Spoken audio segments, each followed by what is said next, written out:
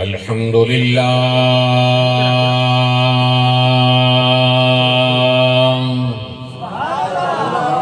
الحمد لله رب العالمين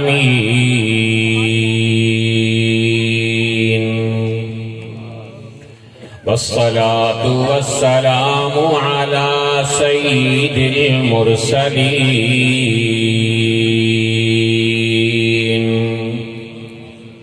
وعلى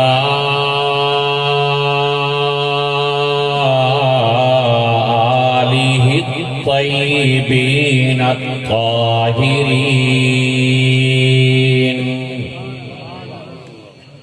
وعلى أصحابه أجمعين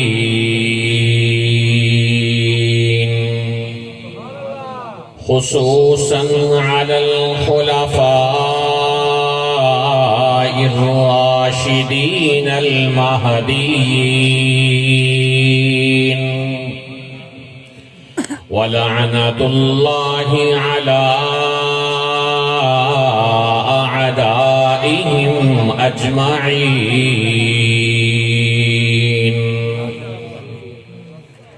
أما بعد فأعوذ بالله من الشيطان الرجيم بسم الله الرحمن الرحيم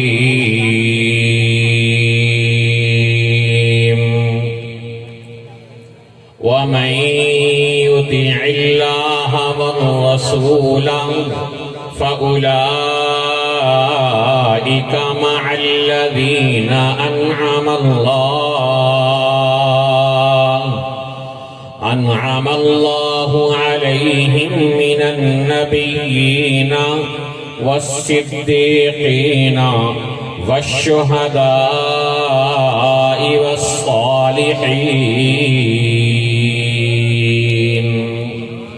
وحسن أولئك رفيقا وقال رسول الله صلى الله عليه وسلم من أحب سنتي فقد أحبني ومن أحبني كان معي في الجنة أو كما قال صلى الله تبارك وتعالى عليه وسلم صدق الله العظيم وبلغنا رسوله النبي الأمي الأمين الكريم ونحن على ذلك لمن الشاهدين والشاكرين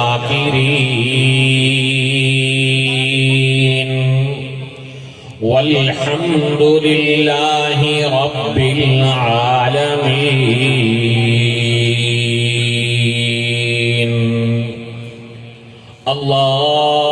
اللهم صل على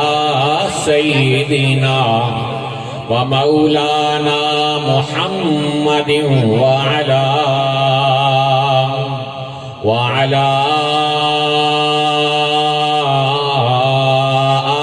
سيدنا ومولانا محمد وبارك وسلم وصلوا عليه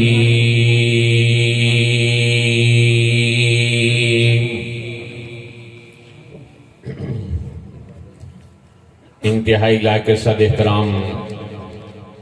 برادران اسلام، آج ہم سب سرکار دو عالم صلی اللہ علیہ وسلم کا ذکر خیر کرنے اور سننے کے لیے جمع ہوئے ہیں، اور اگر کسی کے ذہن میں یہ خیال ہو کہ آج کبیر والا کی سرزمین پر سرکار دو عالم صلی اللہ علیہ وسلم کا ذکر خیر ہو رہا ہے تو یہ اس کی غلط فہمی ہے۔ اگر کسی کے ذہن میں یہ ہو کہ پنجاب کی سرزمین پر آمنہ کے لال کا ذکر خیر ہو رہا ہے تو یہ اس کی غلط فہمی ہے۔ اگر کسی کو یہ گمان گزرتا ہو کہ پاکستان کی دھرتی پر صرف مکہ کے در یتیم کا ذکر خیر ہوتا ہے تو یہ اس کی غلط فہمی ہے۔ اگر کسی کے تصورات کی سکرین پر یہ بات آتی ہے کہ صرف اس رب کی دھرتی پر آمنہ کے لال کا تذکرہ ہوتا ہے تو یہ اس کی غلط فہمی ہے۔ اور اگر کسی کے نہان خانہ دل میں یہ خیال انگڑائیاں لیتا ہے کہ سرکار دو عالم صلی اللہ علیہ وسلم کا ذکر خیر صرف دنیا کے اندر ہوتا ہے تو یہ اس کی غلط فہمی ہے۔ اللہ کا قرآن ہمیں بتاتا ہے کہ جب یہ کائنات وجود میں نہیں آئی تھی اس وقت بھی آمنہ کے لال کے تذکرے جاری تھے۔ جب آدم علیہ السلام کا ابھی گارا تیار ہو رہا تھا اس وقت بھی آمنہ کے لال کے تذکرے جاری تھے۔ آپ نے ارشاد فرمایا کنت نبیا وآدم منجدل بین الماء والطین، اللہ نے نبوت کا تاج میرے سر پر اس وقت سجا کر رکھ دیا تھا جب ابھی آدم علیہ السلام کا گارا تیار ہو رہا تھا۔ تو دنیا کے اندر جب آپ تشریف نہیں لائے انسان آتا ہے اس کے بعد اس کے تذکرے شروع ہوتے ہیں اور جاتا ہے تذکرے ختم ہو جاتے ہیں، لوگ قبر کا نشان بھول جاتے ہیں، آئندہ آنے والی نسلیں اپنے باپ دادا اور اس سے اگلے رشتہ داروں کے نام تک نہیں جانتے، لیکن یہ آمنہ کا لال ایسا عظیم انسان بن کر آیا ہے جو ابھی دنیا میں آیا نہیں اور ان کے مبارک تذکرے جاری ہو گئے جو ابھی دنیا میں آیا نہیں۔ آدم علیہ السلام کے بیٹے حضرت شعیہ علیہ السلام کو اللہ ایک حدیث قدسی میں ارشاد فرماتے ہیں یا سماء انصتی، اے آسمان تو خاموش ہو جا۔ یہ ذکر کب ہو رہا ہے؟ جب آپ ابھی آئے نہیں، آپ کے بعد 1,24,000 انبیاء آپ سے پہلے آنے ہیں اور پہلے نبی کی اولاد حضرت آدم علیہ السلام کے بیٹے شعیہ علیہ السلام کو مخاطب کر کے اللہ ارشاد فرماتے ہیں یا سماء انصتی، اے آسمان تو خاموش ہو جا، ویا ارض اسمعی، اے زمین تو بھی توجہ کے کان سے سن، ان اللہ یرید ان یدبر امرا، اللہ ایک امر کی تدبیر کرنا چاہتا ہے، ویقضی شأنا، اور اپنی ایک شان کا اظہار کرنا چاہتا ہے۔ کیا چاہتا ہے؟ یرید ان یحول الریف الی الفلاۃ، اللہ جنگلوں میں آبادیاں لانا چاہتا ہے، والنعمت فی الصحراء، اور صحراؤں میں نعمتیں ڈالنا چاہتا ہے، والملک فی الرعاۃ، اور چرواہوں کو بادشاہت عطا کرنا چاہتا ہے۔ اللہ کیا چاہتا ہے؟ یرید ان یبعث نبیا من الامیین، ایسا نبی امی بھیجنا چاہتا ہے، لیس بفظ ولا غلیظ ولا سخاب فی الاسواق، وہ ایسا نبی ہوگا اے آدم کے بیٹے جو سخت زبان والا نہیں ہوگا، جو سخت رویے والا نہیں ہوگا، جو گلی اور بازار اور کوچوں میں شور مچانے والا نہیں ہوگا۔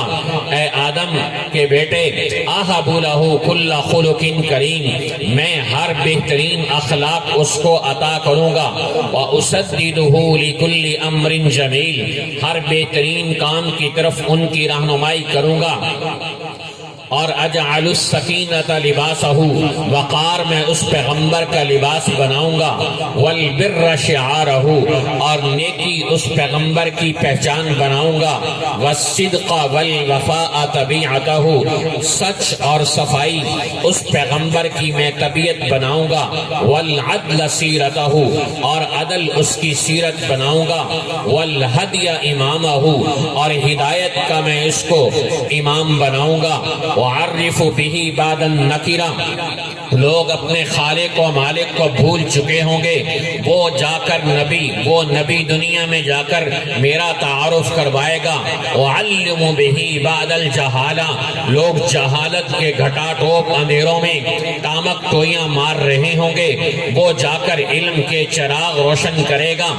ارفع بہ بعد الخمالہ، اور لوگ گرے پڑے ہو چکے ہوں گے، ان کی کوئی قدر و قیمت نہیں رہ جائے گی، وہ جا کر انسانیت کو اس کے شرف سے اور اعلیٰ قدروں سے آشنا کرنے والا بنے گا۔ یہ 70 جملوں پہ مشتمل ایک لمبی حدیث ہے جو ہمیں پیغام دے رہی ہے کہ آمنہ کے لال کے تذکرے ہمیشہ سے چلے آئے ہیں اور ہمیشہ چلتے رہیں گے۔ خوش نصیب ہے وہ مسلمان کہ جو آمنہ کے لال کے تذکرے کرتے اور سنتے ہیں، اور یہ تذکرے کرنا اور سننا ہمارے نزدیک کسی عبادت سے کم نہیں ہے۔ علماء فرماتے ہیں عند ذکر الصالحین تنزل الرحمہ، کہ نیک لوگوں کے ذکر کے وقت میں اللہ کی رحمت اترتی ہے۔ اگر وہ ذکر ہی رحمت للعالمین کا ہو، اس وقت اللہ کی رحمت کیوں نہیں اترے گی؟ اس وقت اللہ کی عنایات اپنے بندوں پر بارش کی طرح کیسے نہیں برسیں گی؟ تو ہر مسلمان کی یہ چاہت ہے کہ وہ اللہ کے نبی کے تذکرے سنتا رہے، اللہ کے نبی کے تذکرے کرتا رہے، اللہ کے نبی کی زندگی کو اپنانے والا بن جائے، دنیا میں بھی اللہ کے نبی کے ساتھ اس کا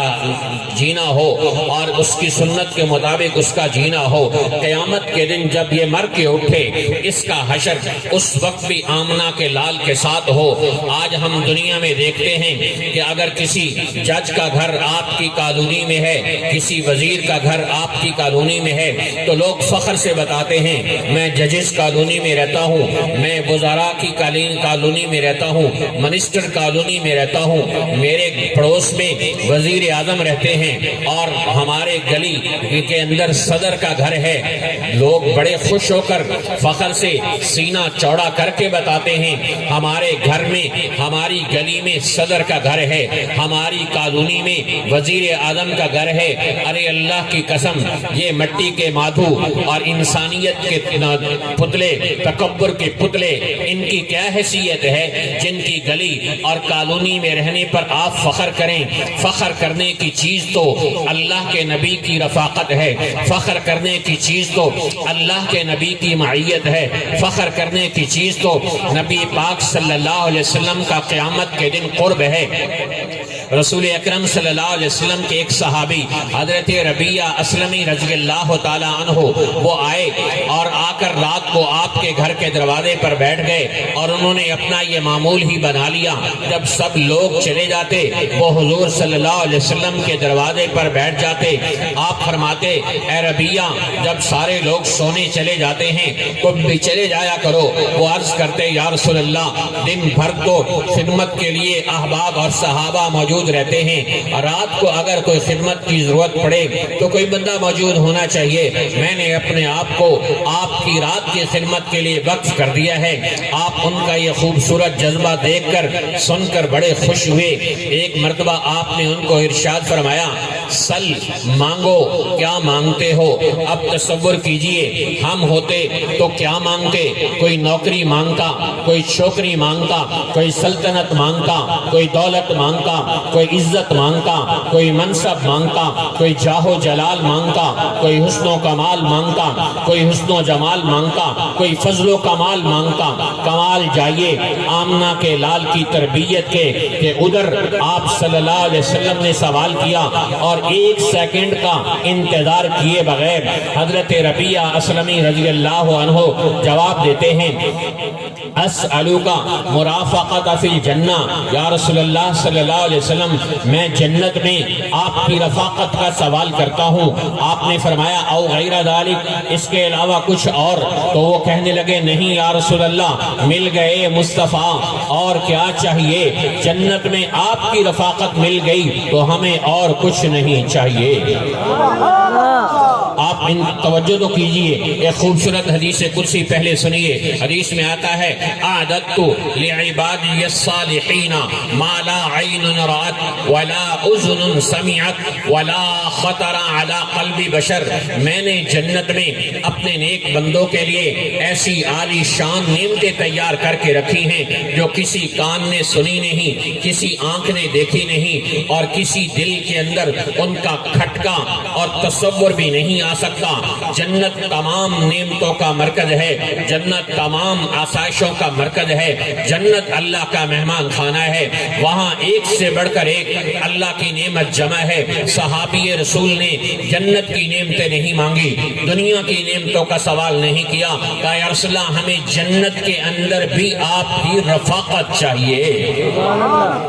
تو اندازہ کیجئے یہ وہ لوگ تھے کہ جو سمجھتے تھے کہ ہمیں جنت جیسی نعمت مل جائے اور اس میں اللہ کے نبی کا پڑوس نہ ملے تو ہمارے لیے یہ کوئی بڑیا اور اعلیٰ نعمت نہیں بنے گی، اور اگر جنت جیسی نعمت میں پیغمبر دو عالم صلی اللہ علیہ وسلم کا پڑوس مل جائے، اس سے بڑیا اور اعلیٰ کوئی نعمت نہیں ہو سکتی۔ حضرت ام عمارہ رضی اللہ عنہا ایک صحابیہ ہیں جو غزوہ احد میں زخمیوں کو بار بار پانی پلاتی اور خدمت کر رہی تھی۔ ان کے بیٹے بھی جنگ میں موجود، ان کا خامن بھی جنگ میں شریک تھا۔ یہ سارے جنگ کے میدان میں اپنی داد شجاعت اور خدمات سر انجام دے رہے تھے،